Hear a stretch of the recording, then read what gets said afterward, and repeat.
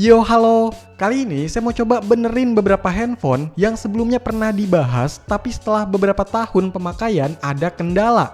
Entah karena kesalahan saya, penyakit dari unitnya, atau memang udah umurnya. Kita coba benerin satu-satu ya. Tapi maaf kalau caranya agak barbar, soalnya saya masih pemula paman dan bukan tukang servis profesional. Oke, nggak usah banyakin basa-basinya, langsung aja gasken. Yang pertama ada handphone dari Samsung dengan penyakit yang sebenarnya udah banyak dialami pengguna di handphone Samsung layar AMOLED, yaitu garis di layar atau lightsaber dan sebagainya lah. Ya, jadi ini adalah Samsung Galaxy A71 yang udah dibahas sekitar tahun kemarin. Terus handphone ini dipakai sama orang tua saya. By the way, handphone ini tuh sebenarnya masih enak-enak aja dipakai untuk sekarang. Masih cukup lah buat kebutuhan orang tua saya. Dan emang seneng juga sih sama handphonenya. Spek handphone ini tuh belum ketinggalan banget ya. Pakai Snapdragon 730, RAM-nya 8GB, storage 128GB, layarnya Full HD 6,7 inch, baterainya 4500 mAh, dan menggunakan Android 13. Cuma dari layarnya ini yang bikin orang tua saya nggak mau pakai handphone ini lagi. Udah bener-bener ganggu banget garisnya. Awalnya cuma satu di tepi kiri, tapi makin lama makin beranak pinak ternyata. Udah nutupin hampir semua layar. Nah, kalau udah parah kayak gini emang susah ngobatinnya juga. Yang pasti ganti LCD. Tapi untuk LCD original itu mahal, apalagi panelnya ini pakai AMOLED. Tapi saya nemuin juga yang murahnya, yaitu LCD aftermarket, dimana harganya tuh paling cuma 100 ribuan, dan ini saya udah beli. Wah, ternyata udah sama frame-nya ya, kirain cuma LCD-nya aja. Di lain sisi oke sih, tapi ribet juga nih kayaknya, harus mindahin semua mesinnya. Ini saya pilih yang merek Mitu, harganya tuh 170 ribuan di Shopping. Dan untuk ulasan barangnya sih campur aduk ya, tapi saya penasaran juga. Jadi ya udahlah, gas bongkar handphonenya. Diseset-seset dulu nih back covernya. Kalau bisa sih panasin dulu ya, biar lemnya lebih lunak. Wah, ternyata masih ada penutupnya nih. Ada beberapa baut yang harus dibuka. Mana kecil-kecil lagi. Takut hilang. Kalau udah kita congkel pelan-pelan si penutupnya ini. Nah, akhirnya kelihatan juga nih mesin dari Samsung Galaxy A71. Ternyata konektor LCD-nya ada di bawah sini ya. Berarti kalau fleksibel penghubung bawah ke atas ini rusak, layarnya sama sekali nggak tampil. Oke, kita cabut-cabut konektornya ini. Terus kita angkat mesinnya. Ternyata masih ada bautnya nih. Nah, ini dia bentuk mesin atau PCB bagian atasnya. Dan yang ini bentuk mesin atau PCB bagian bawahnya. Lanjut, kita congkel-congkel komponen yang lain, kayak baterainya, terus yang buat getar-getarnya, dan earpiece-nya. Yang sayangnya saya salah congkel, malah lepas tengahnya nih. Aduh, rusak kayaknya. By the way, kalau saya bandingin frame-nya ini agak beda ya. Kalau yang baru ini lebih polos gitu, dan anehnya lebih tebel dibanding yang bawaan. Waduh, tapi udah tanggung lah ya. Lanjut dah, kita rakit ulang ke frame barunya.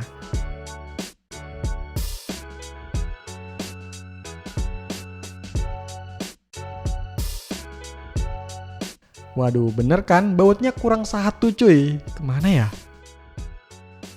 Oke, coba dinyalain. Semoga bisa nyala. Yes, nyala. Udah ada tuh tampilannya. Untuk layarnya ini tampil normal ya. Dan untuk touchscreen-nya juga kayaknya aman nih. Jadi dikletek. Ya, jadi tampilannya kayak begini. Secara warna pastinya nggak sebagus bawaannya. Terus dari resolusinya juga kerasa lebih rendah. Gambarnya nggak setajam bawaannya. Dan handphone ini berasa kayak kretek-kretek gitu ya kalau diteken. Kalau untuk titik sentuhannya aman, multitouch-nya bisa sampai 10 sentuhan sekaligus. Saya coba buat main game juga secara responsivitasnya cukup. Tapi pastinya nggak sebagus bawaannya ya. Tapi semoga aja nggak muncul garis lagi kalau pakai LCD ini. Paling kalau rusak langsung ngeblank. Ya secara penggunaannya layar ini masih oke lah. Jadi bisa dipakai lagi nih handphone. Tapi kayaknya orang tua saya udah kapok deh pakai handphone merek ini. Lanjut, yang kedua. Ini tiba-tiba si bocil kasih handphone ke saya. Katanya handphonenya nggak bisa masuk ke menu. Dan cuma muncul tulisan fastboot. Walah, kok bisa ya? Abis ngoprek kah nih bocil? Nah, jadi ini adalah handphone Redmi Note 10S. Kalau nggak salah belinya itu di tahun 2021 atau 2022. Handphone ini dipakai adik saya, dan seringnya emang buat main game ya. Secara speknya handphone ini nggak jadul-jadul banget sih, soalnya masih banyak juga handphone keluaran baru sekarang yang setara sama handphone ini. Nah, untuk awal gejalanya, nih handphone lowbat, terus pas dinyalain cuma muncul fast boot. Terus udah coba dimati nyalain juga, tetap aja. Intinya nyangkut di fast boot lah. Perasaan buat keluar dari fast boot itu gampang ya, tinggal tekan aja yang lama tombol powernya. Tapi pas saya coba juga malah nggak bisa nih. Terus saya coba nih pakai ADB dengan menghubungkan handphonenya ke PC. Terus pakai terminal buat jalanin perintah fast boot reboot. Malah tetap nggak bisa loh. Saya penasaran nih, coba deh masuk ke recovery-nya. Ternyata bisa kalau ke recovery. Tapi anehnya, pas saya milih-milih menu pakai tombol volumenya, itu kok nggak bisa ya? Padahal untuk tombol power ini bisa. Nah, dari situlah saya curiga kalau ada masalah di tombol volumenya. Tapi buat masuk ke fast boot itu kan butuh tombol power dan volume bawah ya pas nyalainnya. Saya makin penasaran dong, akhirnya bongkar aja lah handphonenya. Lumayan gampang sih bongkarnya, cuma masalahnya untuk lihat fleksibel atau konektor tombol volume itu harus angkat mesinnya, baru deh kelihatan tuh. Karena saya belum beli part fleksibel tombol ini dan udah penasaran banget apakah bener masalahnya dari tombol volume ini, akhirnya saya coba tutup si konektor buat volumenya, pakai solasi gitulah. Kalau misalnya ini ditutup dan berhasil, berarti emang penyakitnya di sini ya.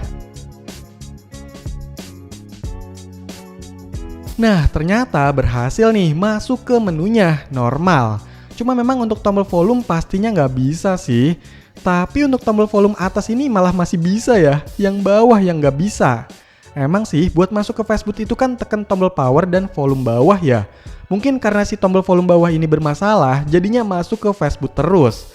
Berarti fix lah ya, masalah di tombol volume. Dan tinggal ganti aja nih fleksibel tombolnya.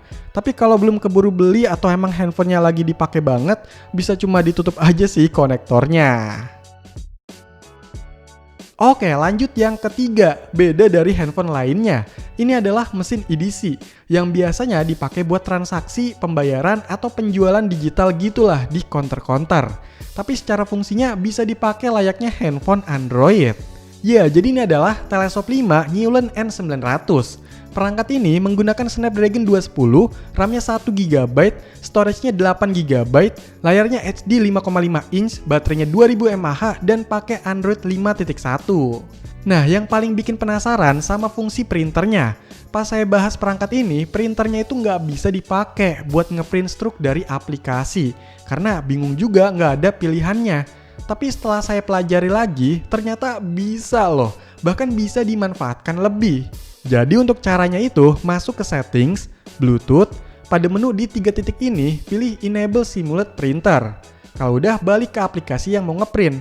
Di sini coba cari lagi, nanti bakal muncul tuh Simulate Printer. Tinggal pilih aja, dan berhasil nih ngeprintnya. Ya, jadi selama ini kenapa saya nggak bisa ngeprint? Karena saya nggak tahu kalau harus aktifkan Simulate Bluetooth. Jadi Simulate Bluetooth ini merupakan koneksi Bluetooth secara virtual tanpa memerlukan perangkat fisik. Yang mana sebenarnya kita mau koneksi dengan printernya. Sedangkan printernya kan udah satu sama perangkatnya. Nah, selain itu kita juga bisa memanfaatkan printer di perangkat ini dengan menggunakan aplikasi RawBT. Di sini tinggal tambah printernya juga pakai metode Bluetooth dan pilih Simulate Bluetooth ya. Di aplikasi ini kita bisa ngeprint teks yang kita mau, tinggal ketik-ketik aja nih, lumayan kan? Dan kerennya lagi, kita bisa ngeprint dari handphone lain. Jadi di RawBT ini, masuk ke settings, configure other service, pilih Bluetooth share, aktifkan run service, dan tekan make discoverable. Terus di handphone lainnya, bisa install RawBT juga, dan tambahkan printer dengan koneksi ke N900 atau Bluetooth dari perangkat EDC-nya. Dan udah deh, kita bisa print dari handphone dan keluar kertasnya dari mesin EDC ini. Lumayan kan? Tapi sayangnya, printer ini kayaknya nggak bisa buat ngeprint gambar ya. Saya coba buat barcode dan QR code, itu nggak muncul nih hasilnya. Tapi ya udahlah, yang penting masih bisa dipakai buat yang lain.